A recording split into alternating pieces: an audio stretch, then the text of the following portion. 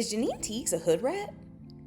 And yes, I am talking about Janine Teagues of Abbott Elementary.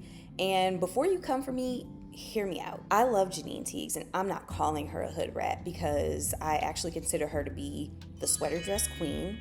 But I'm so fascinated with how Janine's character background is very much coded as what we would consider to be a hood rat. However, when you see Janine and you think about that character, you never think about the typical things that we associate with that word. And so in this video, I really want to explore how that has come to be and why that is, and also talk about why Janine is this almost secretly radical and subversive character and a portrayal of a black girl on TV. And also, I'm Roslyn, and this is Black Girls on TV. It's in the name. And on this channel, I analyze black women characters, celebrate black women characters, and give them a place in the spotlight because that's what they deserve. That's what we all deserve. So if you're into characters like Janine, or you're just tired of seeing like the same old storylines and tropes repeated over and over again, then you're in the right place. So to understand why I consider Janine Teagues a radical character and a subversive character, I think it's helpful to take a quick look back at the history of black women on TV and also pay attention to like the roles that they play as well. The first black woman to star on a major television show was Ethel Waters.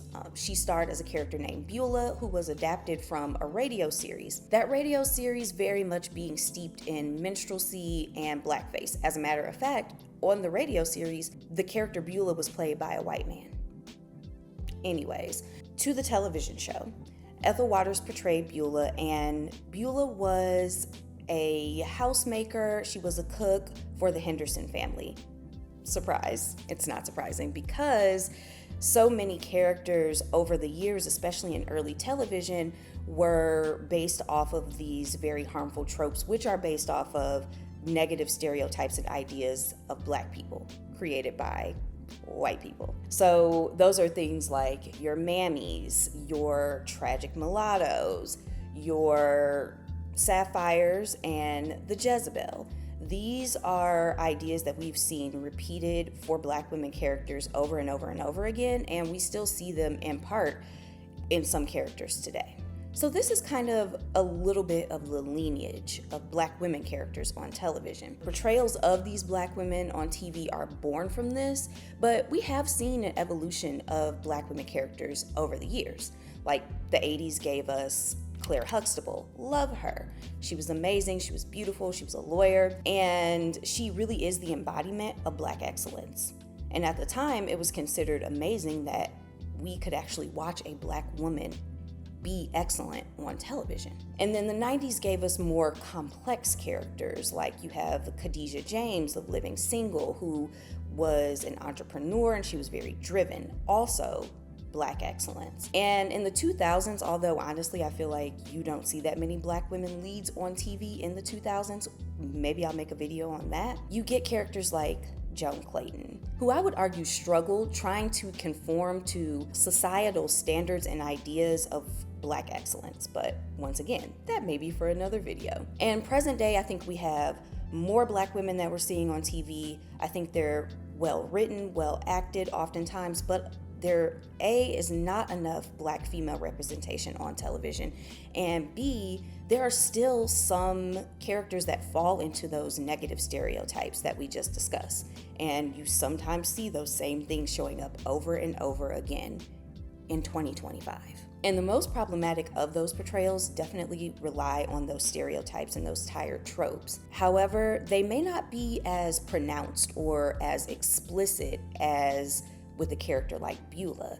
Today, I think they more so set up extremes to where a black woman character is either black excellence and amazing and fantastic, or she's chaotic and wild and crazy and everything that you don't want to be. So it puts us at extremes. You're either chaos or you're excellence. And that brings me back to the wonderful, delightful Miss Janine Teagues and the original question of her proximity to hood ratness. Janine's background is everything that we would associate with somebody who you're like, girl, I don't know. Are you ghetto? Are you a hoodrat? So, one, Janine also comes from hoodrat lineage. You see this amazing portrayal of Janine's mom, who is played by the wonderful Taraji P. Henson. Amazing. And it's funny, hilarious to see that Janine, who's this kind of like pulled together, super focused teacher, her mom is a mess. And they hint at that throughout the series, but seeing her mom in person, played by Taraji, in juxtaposition to Miss Barbara Howard, is kind of insane, because you have Barbara on the one hand, who is everything that Janine wants to be, and you have Janine's biological mother, who is everything that Janine despises and doesn't want to be at all. And also, to that hoodrat lineage, Janine says in the show that she does not know who her dad is. Well, unfun fact, I actually don't know who my dad is. I used to think about it a lot when I was younger, but then, I guess I just kind of stopped. And I know Ava was joking, but my mom did know Kevin Hart in high school. And we're both really funny, so... Which, the show, I think, intentionally does not explore that any further. But that is the true thing about her character, is that she comes from a broken home. She has a mother who is neglectful. She has a father who is absent. And it was kind of just Janine and her sister figuring it out for their childhood. When we meet Janine, she's in a toxic relationship with Tariq, who I truly love Tariq, love him down.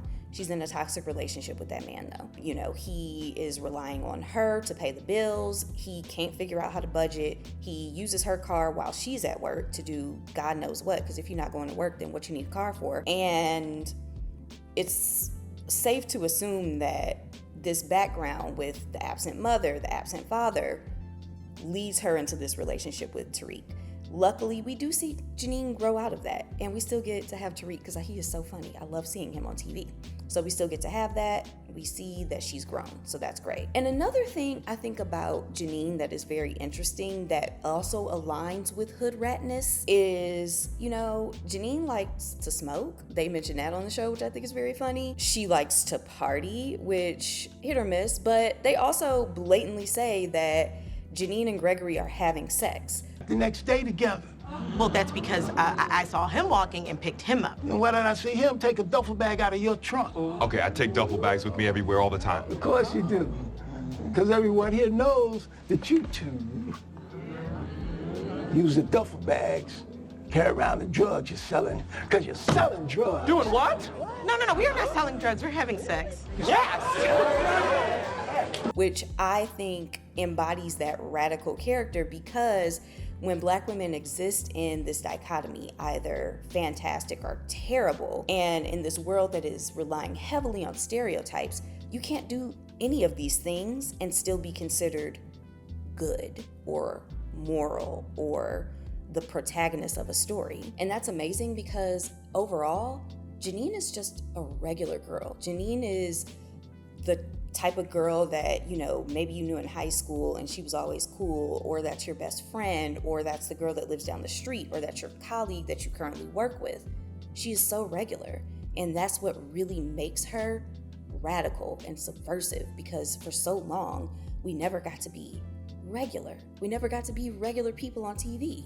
Characters like Claire Huxtable and Khadijah James had to be rooted in Black excellence, almost to counteract the representations of Black women that are deeply rooted in racism, like Beulah.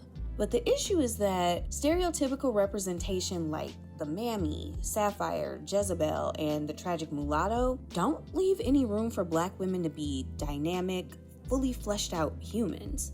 But neither does the Black excellence character trope. Beulah is a character that originated from a racist white imagination.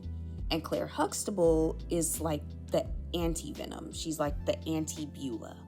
But both representations have at least some focus on white perceptions of Black women. And neither allows us to be just normal and regular.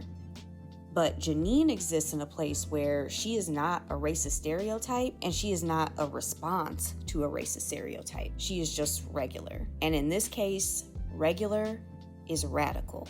Janine is very much allowed to express. She's allowed to have quirky ideas and just to be herself. She can be corny, she can be tender, romantic, awkward. All of that makes up the whole of her portrayal being new and different and changing the way that other people see Black women in real life. She's not a strong Black woman. She's not a Jezebel.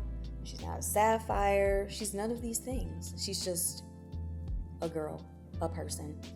White men have been able to exist on TV as just regular people for so long, and here we are, being able to just be regular. So if you are a Miss Janine Teagues fan like I am, and you just love a regular, degular Black girl, comment below. Let me know what other regular Black girls on TV do you like? What other topics should we talk about? I would love to dig more into this subject. Once again, I'm Rosalind. This is Black Girls on TV. Stay tuned for more breakdowns of your favorite Black women characters on TV. And if you want more of my content, follow and like.